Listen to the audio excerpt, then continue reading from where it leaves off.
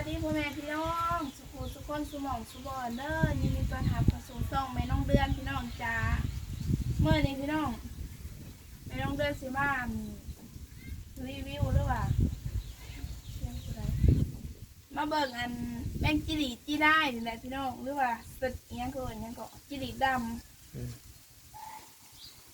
หลังจากที่เขาเลี้ยงมาเดี๋ยวจากมือเดี๋ยวจากวันละได้เมื่อเดือนที่ยังวะที่สี่วันที่สี่มันเบาะวันที่หนึ่งได้เดือนนี้มี18 มื้อเนาะ18ประกอบ30 31 32ได้32 มื้อพี่น้อง32 มื้อกำหนดมาเขาบอกว่า45 มื้อราคาได้32 มื้อมีอีก12 มื้อ3 มื้อโอ้ไม่13 มื้อขายได้เขากระหนาซีเมนต์อะไรเนาะเพราะว่าหลังจากเขาเรียกมานี่ได้32 มื้อนี่เริ่มอันรอค่าเป็นปีกแล้วพี่น้องเพราะว่าแมงกิเลสมันสิรอค่าอันเป็นรุ่นมันรอค่ามันนี่มีอยู่4-5 รุ่นเลย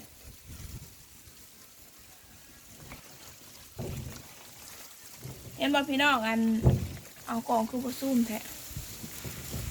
คือจังซี่นะพี่น้องเริ่มเป็นปีกเลยนี่รุ่นนี้มือก็คือดำเลยนะกล่องนี่เริ่มเป็นปีกเริ่มติดปีกแล้วอันนี้ไม่ขึ้นมาโบราณไปแล้วเนาะก็ที่มันดำเข้มๆนี่นั่นใกล้สิรอขาบแล้วนี่พี่น้องเลยดำเข้มๆนี่มันเริ่มสิรอขาบแล้วคือจังสี่นี่รอขาบรออยู่หนาบเลยรออยู่น้ำรอขาบแล้วอันโต๊ะอื่นมากัดพี่น้องเลยตายเอากระยายออกซองบ่อเนาะแต่ว่ารุ่นนี่นั่นตายลายเพราะว่าโตมันใหญ่มันสิกัดกันลายตัวได้เทียนรอขาบออกมาแล้วหมูกัดกับแบบเกิดมาผสมบูรณ์ปานใดความสะอาดไม่ต้องห่วงพี่น้องเอ้ยนะเปลี่ยนน้ำของมือเนาะแม่นเปลี่ยนมาหลายสูตรหลายระบบแล้วไม่ได้สูตรนี้บัดนี้น้ำของเขาเบิ่งน้ำของเขาใช้บ่อละพกถาดแต่ว่าบ่อนี้พิเศษในให้7 ถาดบ่อนี้ได้6 ถาดมาเบิ่งบ่อนี่อีกพี่น้องมี2 บ่อ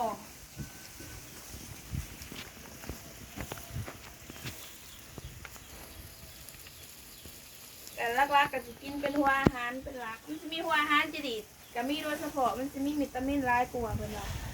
แต่แถวห้องบ่มีเนาะแต่ว่าแถวห้องบ่มีขายห้องเป็นอันหัวอาหารนั่น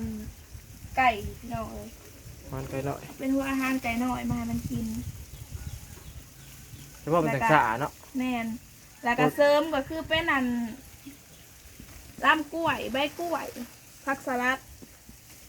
กับผักสลัดเอามาหายรอบนึงเลยเบิดกับพี่น้องเรือปุ่มผึกเสร็จเรียบร้อยทั้งผักสลัดทั้งผักบุ้งแต่ว่าลำกล้วยเนี่ยก็เห็นเป็นทอนี่จังซี่มารอบแรกนี่แม่นบ่เรือ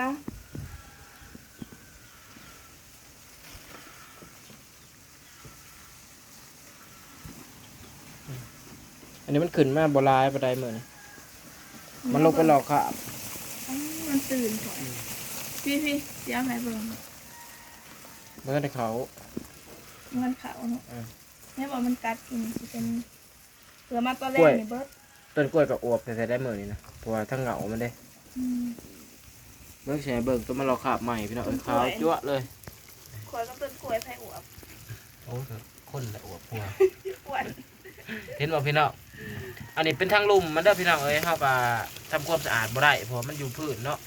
มันอันเฮาก็ปล่อยวันนี้แหละเฮาห้องใหม่ขึ้นมา2 สัตว์แต่มันก็สิเป็นด้านลุ่มอันนี้กัดมันก็สิเป็นขี่เป็นยางมาให้ทางลุ่มนะขี่แล้วก็เศษอาหารตัวมันตกก็คือมันสิเป็นรอบหลังจากที่เฮาเก็บแล้วเฮาก็สิทำความสะอาดข้อแล้วก็ลงใหม่แต่ก็สิป้านจังซี่จนกว่าเฮาสิเก็บน้องพอน้องเดือนแม่นมันสิเป็นจังซี่เฮาก็เฮ็ดบ่เป็นดอกพี่น้องเอ้ยเฮาก็ศึกษาตามคลิปเขาเจ้าเนาะอันนี้ก็คืออันเลี้ยงรุ่นแรกหรือว่าบ่อทดลองกับ2 บ่อพุ่นแหละพี่น้องเอ้ยรุ่นแรกก็คือเอามาเฮียนมาฝึกเลี้ยงเป้าหมายรุ่นนี้นะก็คืออัน ได้ทื่นขึ้นก็พอใจแหละน้องพอต้องเดิน แม่น หรือว่าบ่ได้ทื่นกับบ่รูปลายเพราะว่าเลี้ยงรุ่นแรกเขาก็ยังแบบบ่ได้หูรายละเอียดอิหยังลาย การหายน้ำหายยังก็ยังบ่ได้อันนั้นน้องพอต้องเดินแล้วมันบ่ทั่วถึงกันแล้วมันก็มีการกัดกันแหน่แล้วก็ใหญ่บ่ทันมันล่าง ตายก็หลายเนาะ พอตอนแรกนะเฮาให้อันถาดว่าอาหารแค่3ถาดกำน้ำแค่3ถาด อืม แล้วมันกินมันบ่พอมันบ่ทั่วถึงอันนี้ถ้าปรับใหม่ให้อันว่าอาหารนั่นคือบ่อนั่นน่ะใส่เครื่องกลางเลย3ถาดใหญ่คือบ่อนี่เนาะให้เป็นถาดน้อยก็คือเห็นนี่แหละพี่น้องไว้6ถาดถาดอันน้ำก็6ก็ทั่วถึงแน่ตะวันมันเป็นจังไดบูเวลามันหลอกขาบแล้วมันสิกัดกันก็เลยถือกัดแล้วมันสิล่างมันสิแบบบ่ใหญ่เลย กายคือคนพิการเลยนะ แม่นอันนี้เราลองศึกษาบางอีกแม่งรู้ควรแบบรายละเอียดลายหั้นนะเพราะว่าฮะกับฟุตเรียนรุ่นแรกซ้ำนี่ก็ถือว่าโอเคแหละแต่ว่าวันนี้พี่น้อง แต่ที่ เขาสิคล้ายจังใดบัดนี้ หู พี่ ห น้ น้า อง ตาอยู่เนาะ เขาสิคล้ายจังใดถ้าบ่เคยเลี้ยงราคาตลาดมันก็จักราคาเท่าไหร่ช่วงนี้ เลี้ยงบ่ได้ศึกษาราคา อืม เลี้ยง มีแต่ว่าให้มันหลอดซะก่อน อันดับแร แต่ ก ละ นะ คง ก็ ราคา คืออัน ว่าที่ เท่า หลัง แม่นะหมักกินพี่น้องเลยหมักกินแห้งก็เลยเอ้าหมักกินรักเอามาเลี้ยงเบิ้งว่ะมันสิเป็นเอาใดแม่ต้องเลือกกับหมักกินตัวมันไข่เนาะ อธิษฐานมันไข่แล้วก็เฮากับสิบ่ถ่ายมันไข่ออกเบิดพร้อมเนาะสิเอาไข่ดำสำได้สำหนึ่งแหละพี่น้องไว้พอได้เลี้ยงรุ่นต่อไปแล้วก็สิกลายแล้วก็สิให้มันอยู่ในท่อ ข้าวเท้าคายอันโล150นี่ข้าวเท้าคายโล150โล160นี่ขึ้นก็เกือบบ่ได้ อืม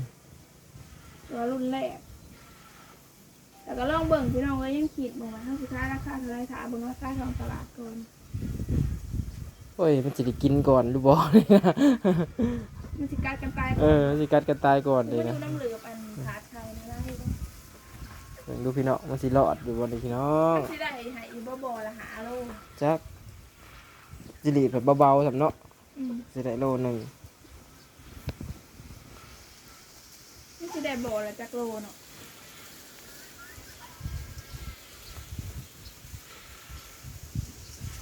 เบิดหัวอาหารตอนนี้ก็หลายโลแล้วได้พี่น้องเอ้ย มันคือบ่แหละเฮายังบ่ฮู้ว่ามันสิเป็นจังไดนะพี่น้องถ้ารุ่นต่อไปเฮาก็พอสิฮู้ว่าบ่หนึงมันสิได้ประมาณจักโลมันสิได้เฉลี่ยสิเฮาก็รู้เลย เราก็เฮ็ดไปเรื่อยๆเฮาก็สิชำนาญดอก อันนี้รุ่นแรกเฮาบ่ฮู้ว่าจำนวนมันนี่มันสิน้อยมันสิหลายมันสิได้จักโลมันสิซำใดหันนะเฮาบ่ฮู้เลยแบบเบิ่งบ่ออกเลยหันนะ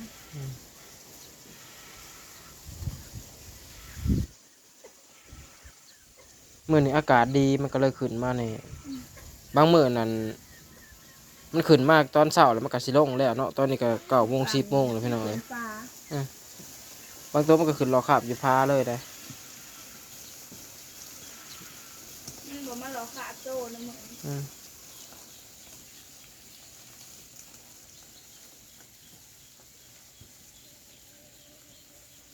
เป็นไงพี่น้องเอ้ย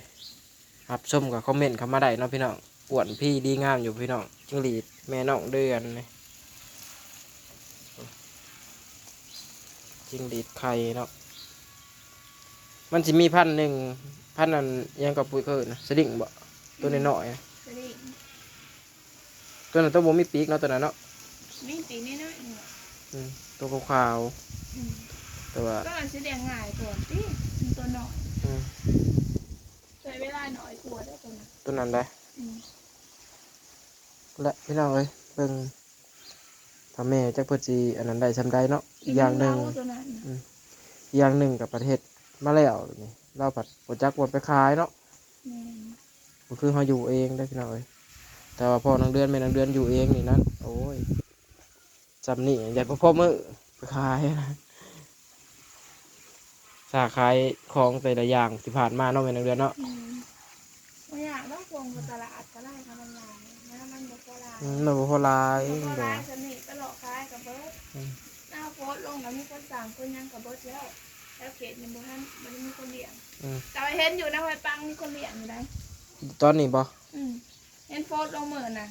โลเท่าไรเขาขาย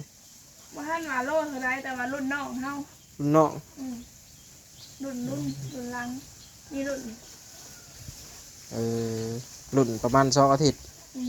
รอค่ะ 2-3 อาทิตย์ 3นี่นะ อันนี้ถ้าเขาทำเขาเจ้าผู้เคยเลี้ยงเขาว่ามันอันรอคาบอาทิตย์ละเถื่อเนาะ อืม สมมติว่าเดือนหนึ่ง เรื่อยๆนะแบบว่ามันสิขยายโตขึ้นแล้วมันก็รอค่ะมันสิขยายโตขึ้นแล้วมันรอค่ะ ฉันกลัวมันจะเป็นโตเต็มที่มันพอละ แม่นเพราะว่ามันกับบริพันธงได้ว่าอาทิตย์หนึ่งมันรอเท่าหนึ่งเพราะว่าคือว่าเขาสังเกตบ่ได้เพราะจิหลีนถ้าเรามันใหญ่บ่ทันกันมันมีตัวหลังตัวใหญ่ตัวน้อยอันนี่ นี่ คือจังสี่ได้นี่ตัวมีปีกแล้วก็มีนี่ตัวนี้น้อยนี่ก็มีนี่ นี่น้อย นั่งหน่อยก็นี่ นี่น้อยอันกดแหลมๆนี่ยังมีอยู่ ออกมาทันกันเนาะ อืม มึงดูพี่เนาะมันอยู่กำอยู่ในแพงไข่พี่เนาะไอ้พวกโอ้ยจะอ่อนเด้โอ้อันนี้มันขึ้นมาโบเบิร์ตพี่เนาะไอ้ผมมันอยู่ในหลุมมันจะได้กินอิ่มแล้วก็ลงไปรีเนาะ ไปเก็บจิหลีนี่ไปขัวกิน กับข้าวเสาติ ก็ขอเจ้าเอา อ่ะพี่น้องคลิปนี้กับซิลิล่าแล้วเนาะพี่น้องเนาะจะได้กับฝาก FC เนาะสุขุคนพี่น้องเอ้ย แม่น มีกำลังมุกกำลังใจให้คือเก่าเนาะสำหรับคลิปนี้เขาก็เข้ามาสบายดีพี่น้องเอ้ย